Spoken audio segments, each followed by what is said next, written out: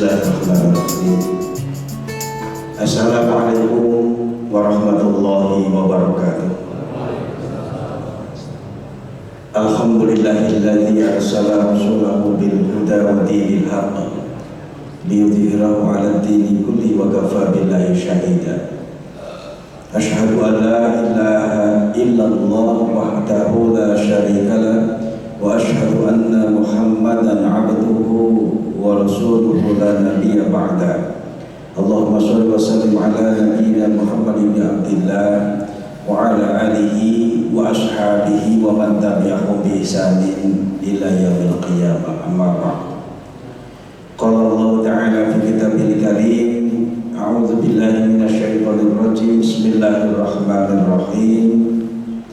Ya ayyuhan nas, inna khalaqnakum min dzakarin wa untha wa ja'alnakum syu'uban wa qabaila lita'arafu inna akramakum 'indallahi atqakum.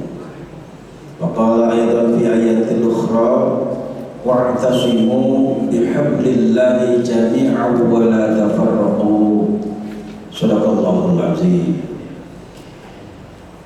Puji dan syukur marilah kita panjatkan kehadirat Allah Subhanahu wa taala atas segala rahmat, taufik, hidayah dan berbagai nikmat yang Allah limpahkan kepada kita semua. Begitu banyak nikmat yang Allah limpahkan kepada kita sehingga tidak bisa menghitung-hitungnya. Karena itu kewajiban kita untuk mensyukuri nikmat itu. Salawat dan salam semoga Allah curahkan kehadiran Nabi Allah Muhammad SAW, keluarga, para sahabat dan para pengikutnya yang konsisten melaksanakan sunnah-sunnahnya.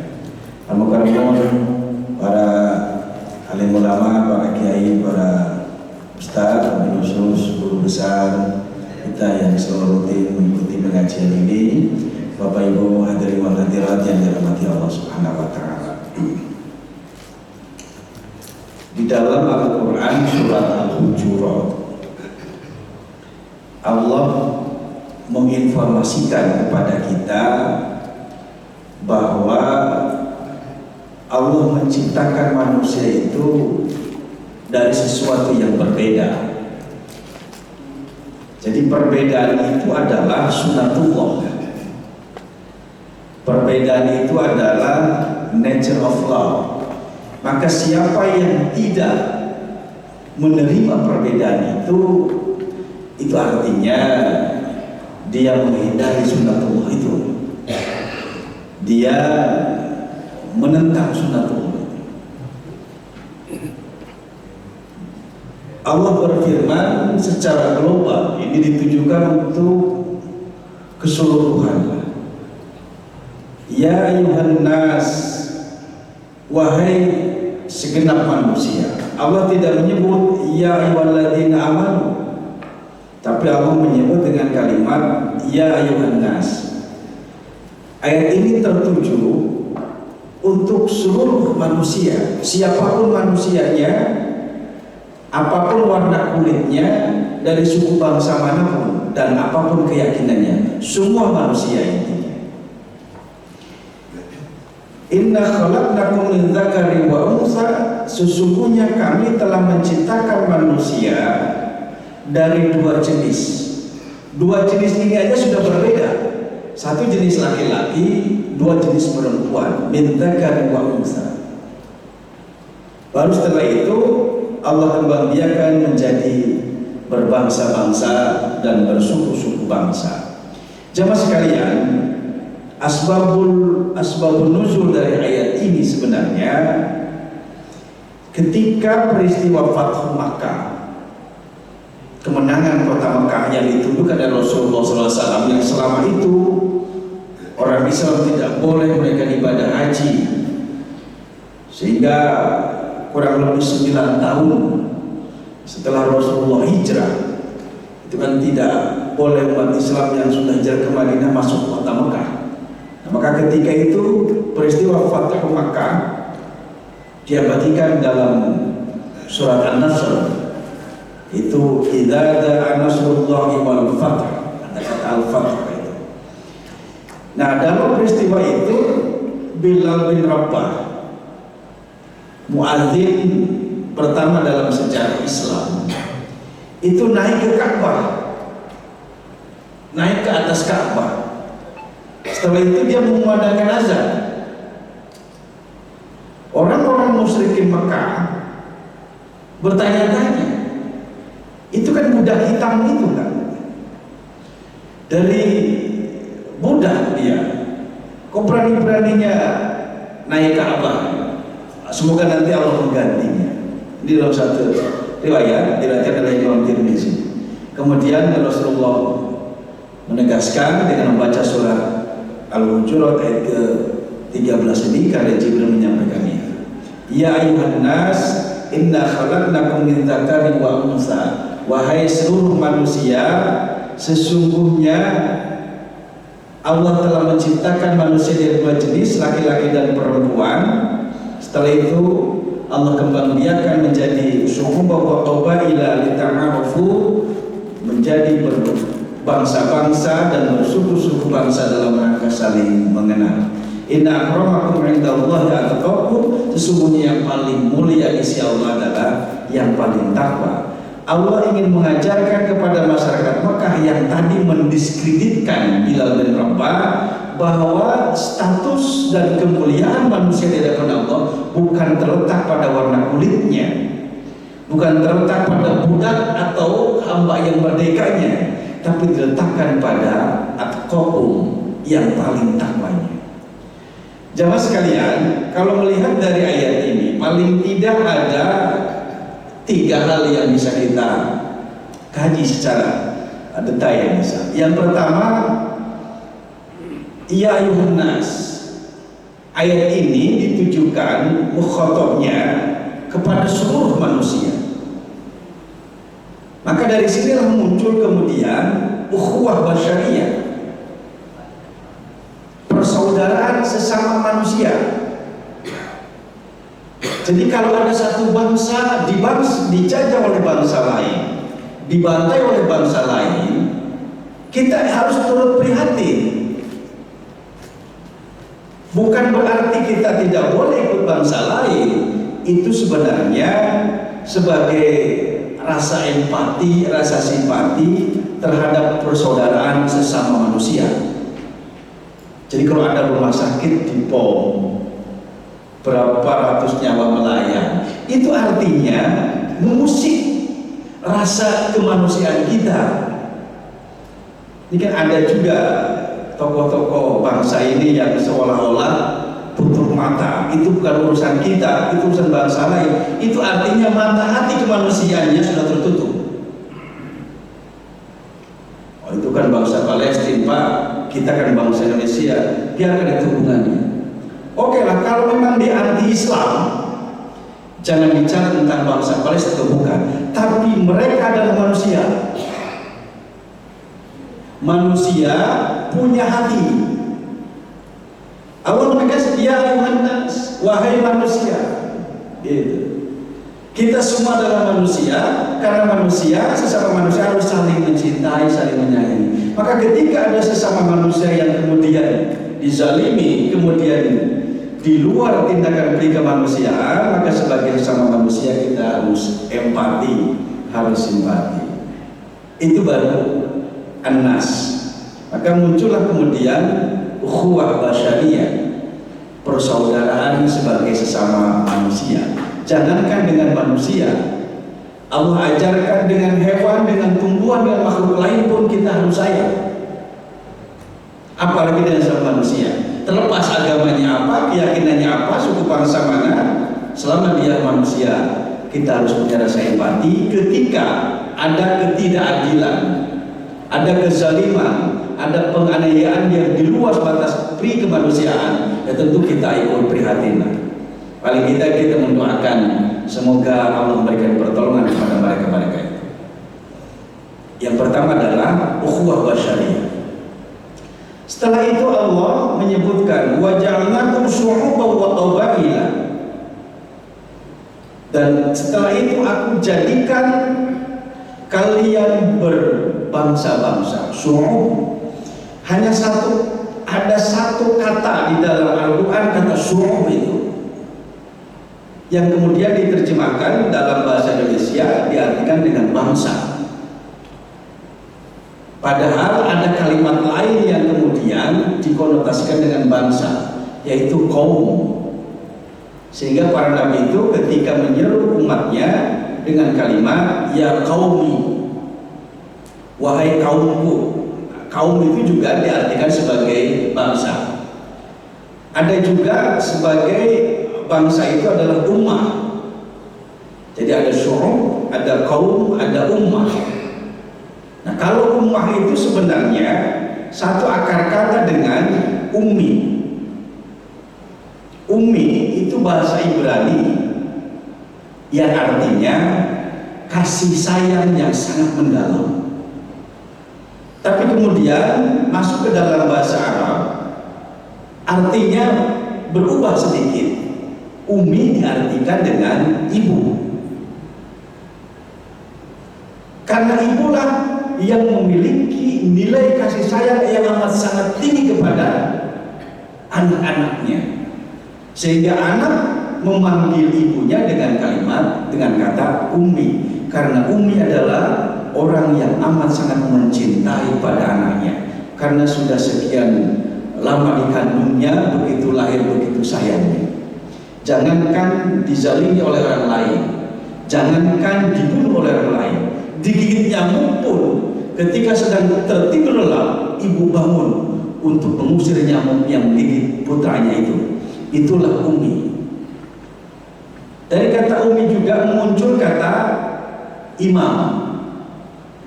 Imam artinya pemimpin, orang yang ada di dalam, dari kata amam, di depan. Jadi pemimpin itu satu akar kata dengan ummi. Artinya pemimpin itu adalah orang yang memiliki rasa kasih sayang yang mendalam. Orang yang dipimpin disebut dengan umat orang kita.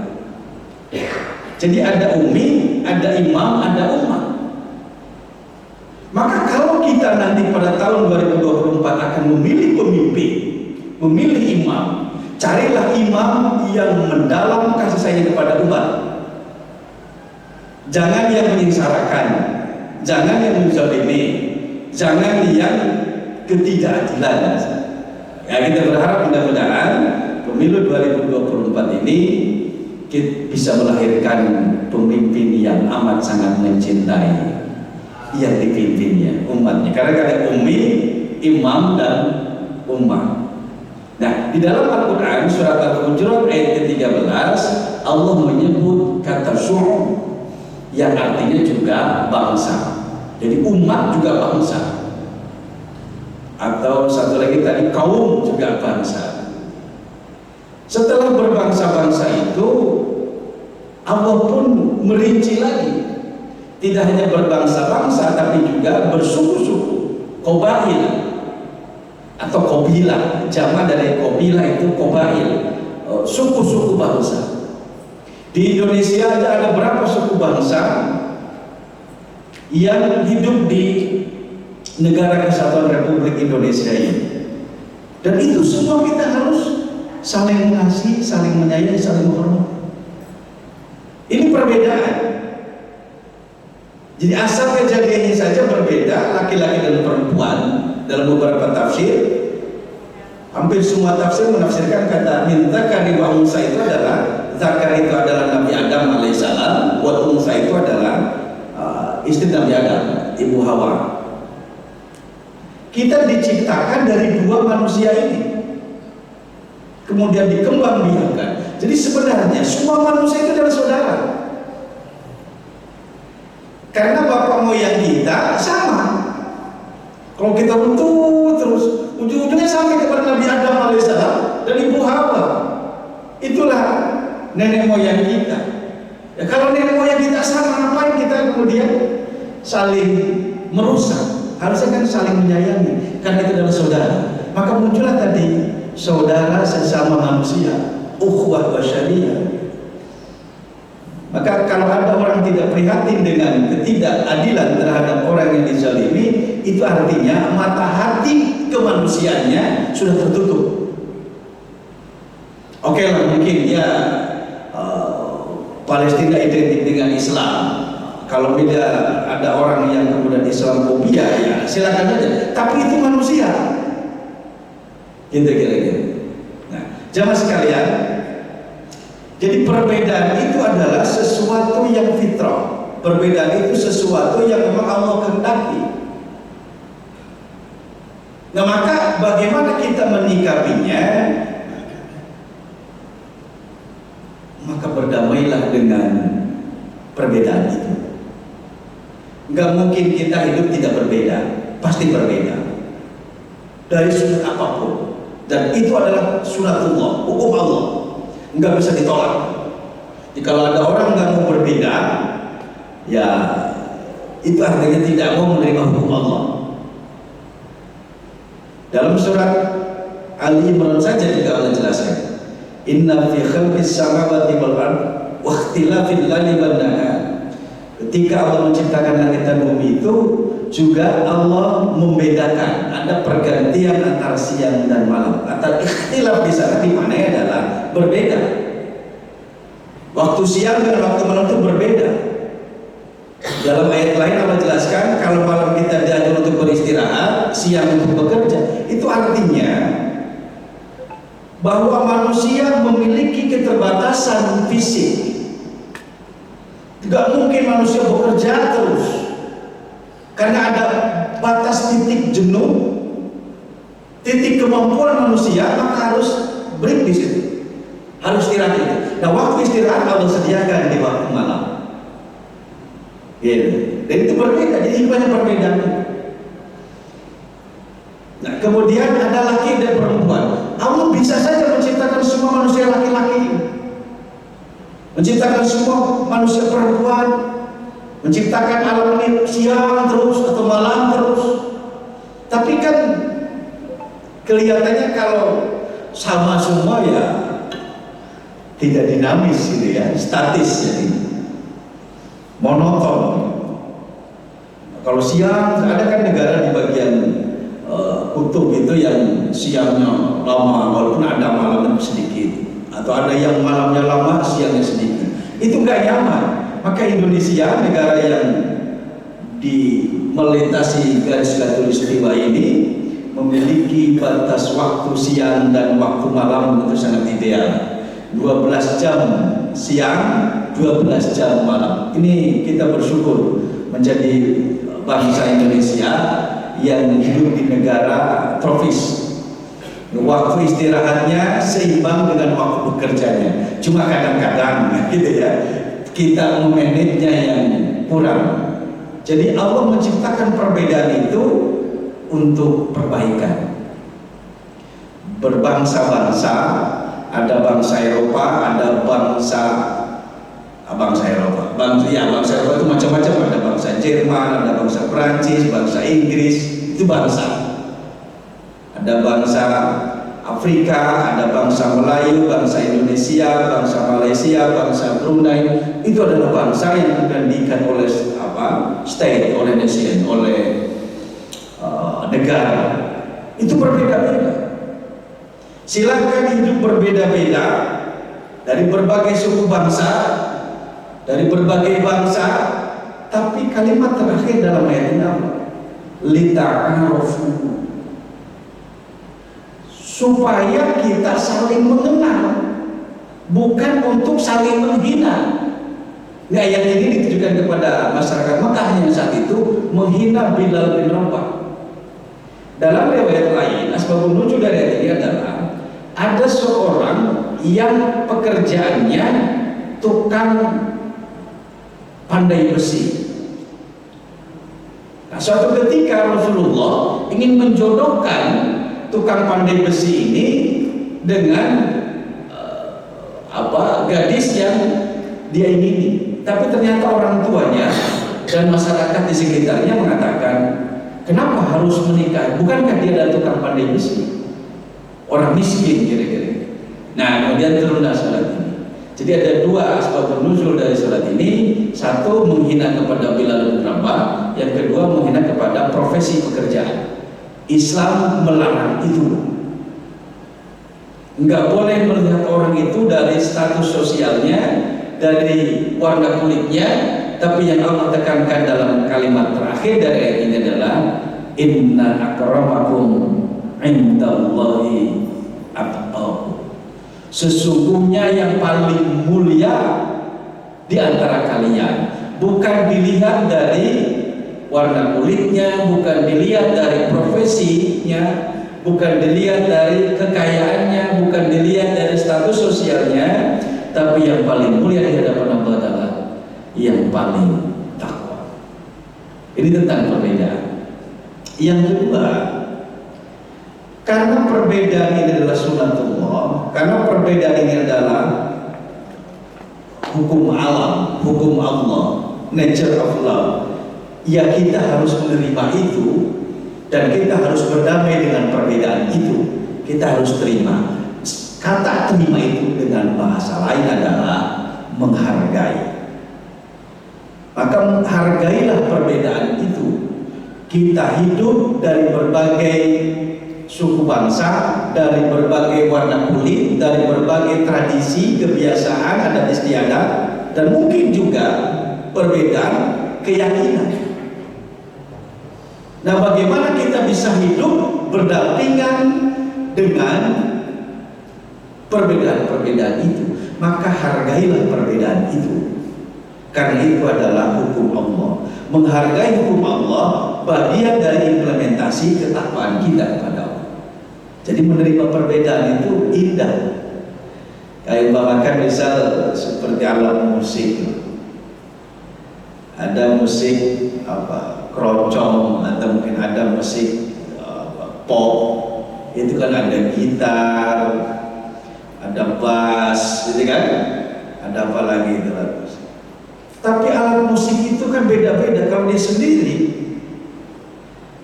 nggak enak misalnya, misal sendiri aja nggak nyaman. Tapi begitu digabungkan, alunan irama musik yang berbeda itu melahirkan nada yang nikmat terdengar oleh telinga kita.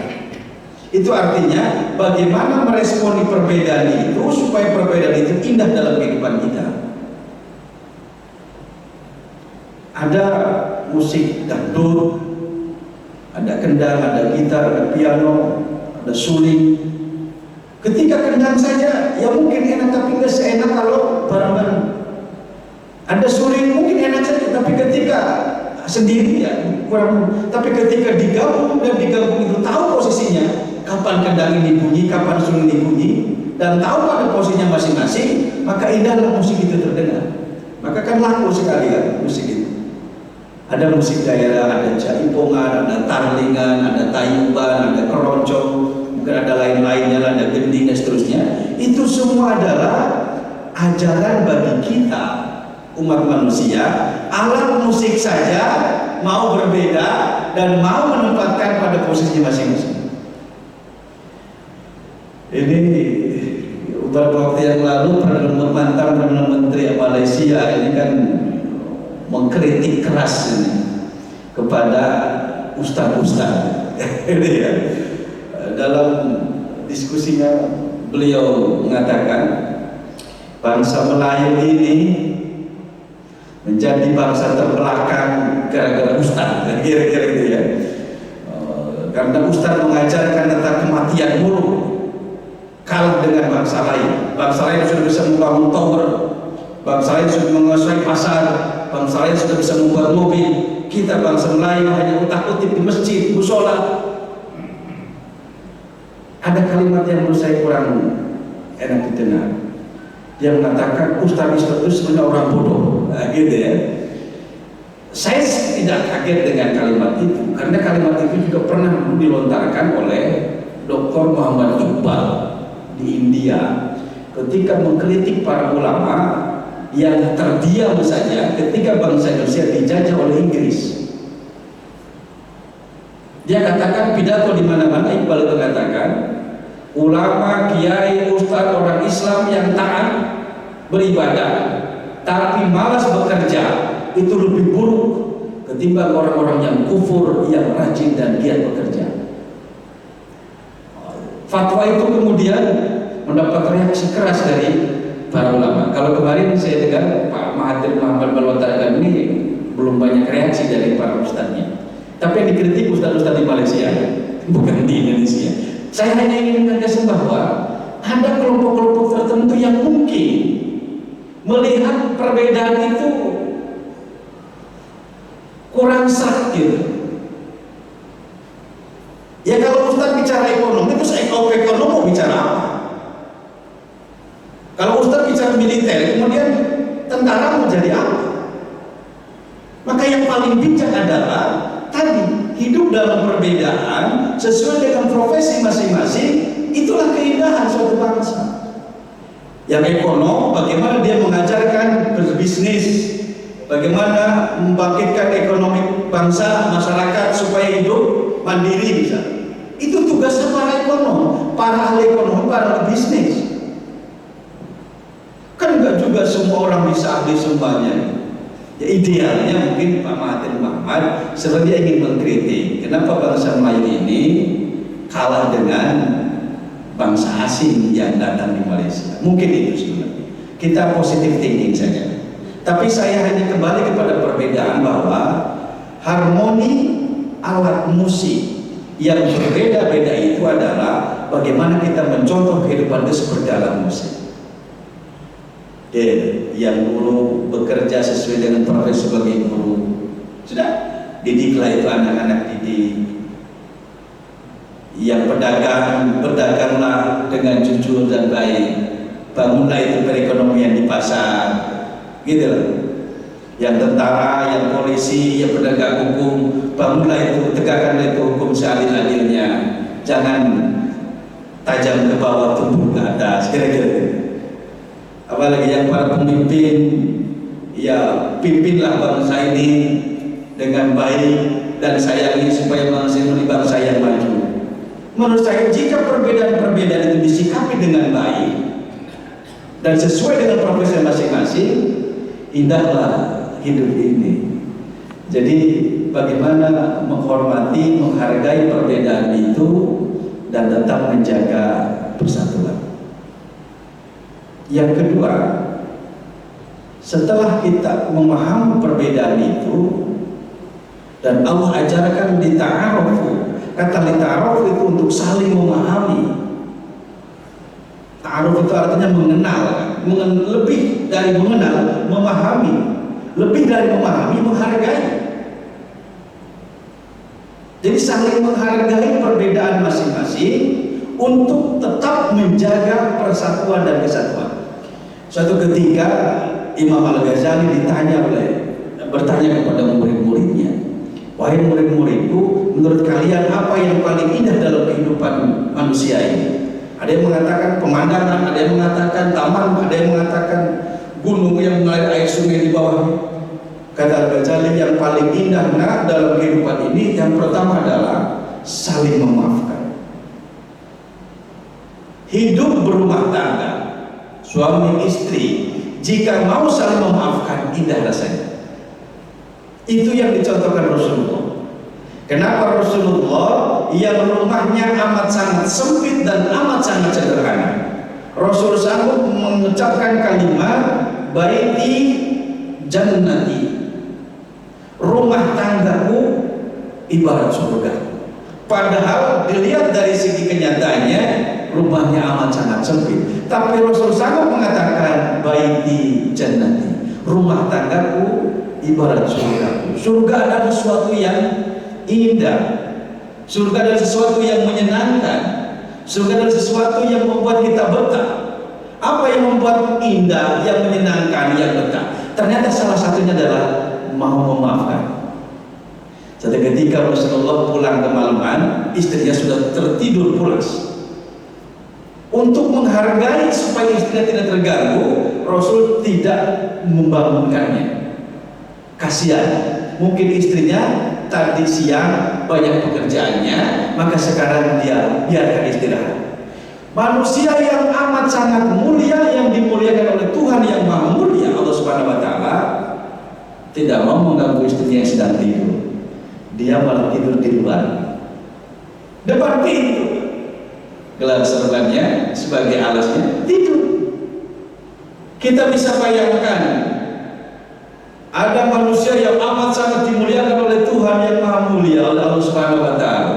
Begitu ingin menyenangkan, membahagiakan istrinya, tidak mengganggu tidurnya, dia rela untuk mengorbankan tidurnya di luar. Tentu kalau di luar kan ada angin, apalagi angin malam itu.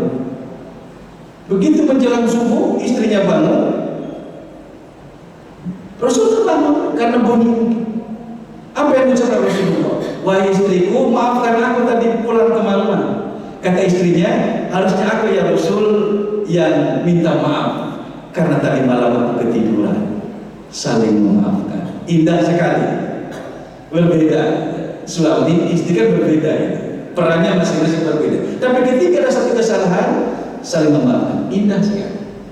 Kalau ini kemudian kita praktekkan dalam kehidupan berbangsa dan bernegara. Jika para pemimpin bangsa ini, para pengelola bangsa ini mungkin memiliki kesalahan, kekeliruan, saling memaafkan, tidak saling menghujat, tidak saling menjatuhkan, indah sekali kehidupan berbangsa dan negara. Itu saling memaafkan. Yang kedua kata Al-Ghazali, yang paling indah juga bukan hanya saling memaafkan, tapi persaudaraan, ukhuwah. Maka tadi dalam ayat Al-Hujurat 13 itu sudah ada 3 ukhuwah. Ada ukhuwah basyariyah, persaudaraan sesama manusia. Ada ukhuwah syu'ubiyah atau bangsa, persaudaraan sesama bangsa. Ada ukhuwah apa tadi? Qabailiyah, persaudaraan sesama anak suku bangsa. Kita sebagai bangsa Indonesia yang terdiri beraneka ragam suku bangsa, besok tahun 2024 dan sekarang sudah mulai akan melakukan pesta demokrasi. Mungkin pilihannya berbeda, ada pilihan A, pilihan B, pilihan C. Tapi kita harus sadar, pilihan-pilihan itu memang harus berbeda. Itulah demokrasi, itulah kehidupan, itulah sunnatullah. Yang nggak boleh itu kata Allah berbeda untuk bermusuhan. Itu yang nggak boleh. Kita sebagai umat Muslim, sebagai umat Islam, jangan mau lagi dipecah belah. Banyak contohnya di negara-negara lain. Karena lebih mementingkan urusan-urusan yang lebih dari agama, akhirnya mereka berpecah belah. Syahadatnya sama, asyhadu an la ilaha illallah wa asyhadu Muhammad Rasulullah, karena kepentingannya berbeda, bermusuhan. Karena pilihannya berbeda, saling mencaci maki. Karena calon-calon yang dipilih juga bukan yang dipilihnya, saling memusuhi. Itu yang tidak baik. Ukhuwah itu menjadi sangat penting.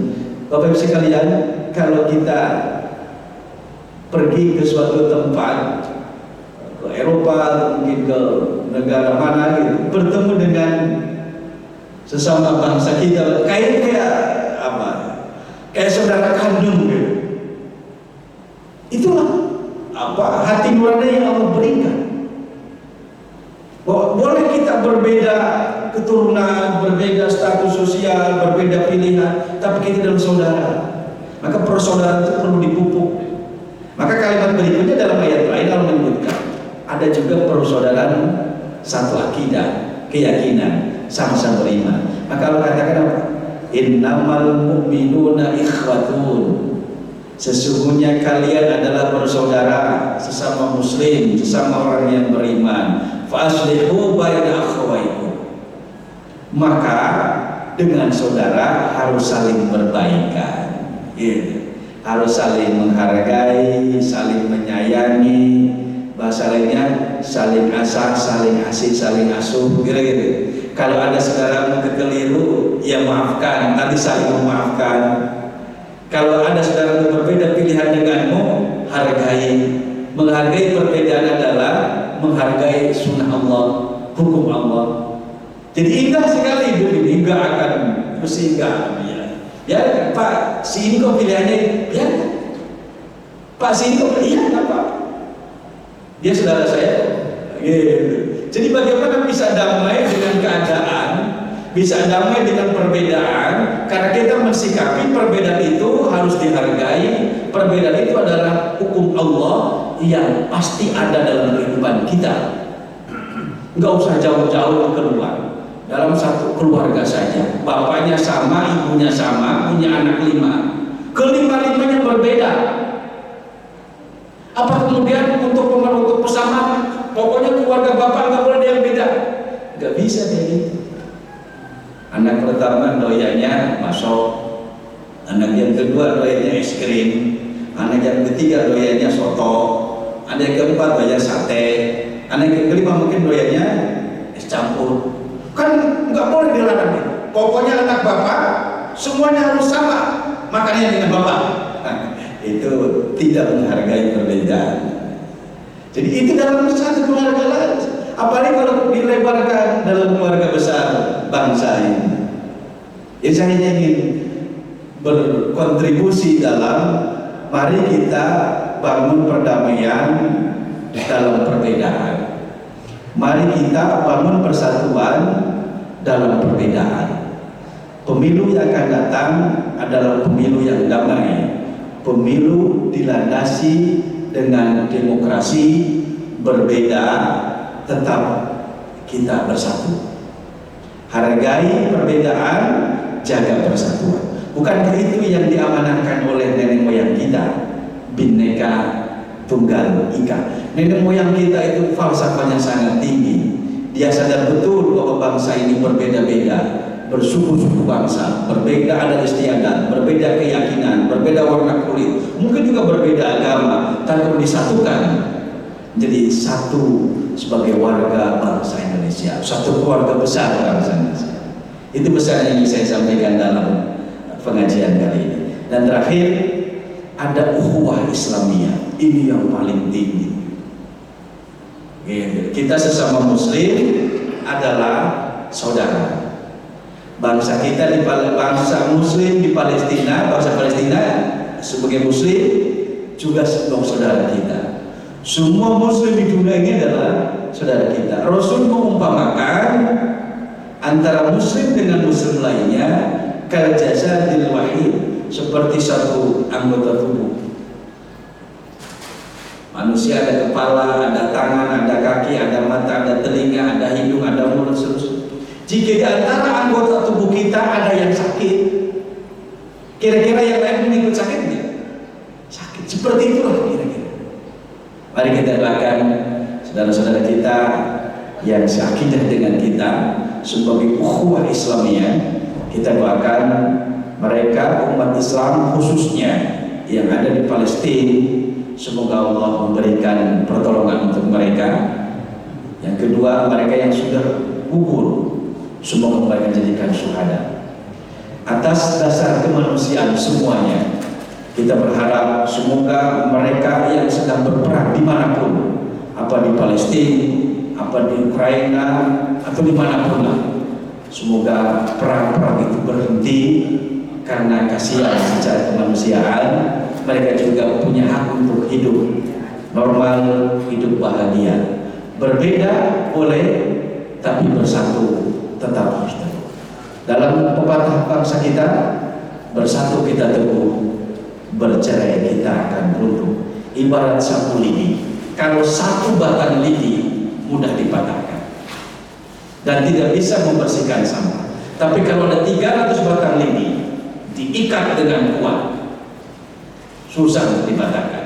Itu artinya persatuan membentuk kekuatan. Jadi kalau bangsa-bangsa di Palestina itu bersatu, menyampingkan kepentingan lain dulu, eksis itu bangsa Palestina. Cuma karena di sana juga berpecah-pecah, akhirnya tadi beruntung. Sapu yang jadi satu, kokoh, tidak bisa dipatahkan, dan juga bisa berfungsi untuk membersihkan sampah. Itulah pentingnya persatuan dan kesatuan, dan pentingnya saling menghargai dalam perbedaan. Wallahu a'lam bishawab. Demikian, kurang-lebihnya mohon maaf. Wabillahi taufiq wal hidayah. Assalamualaikum warahmatullahi wabarakatuh.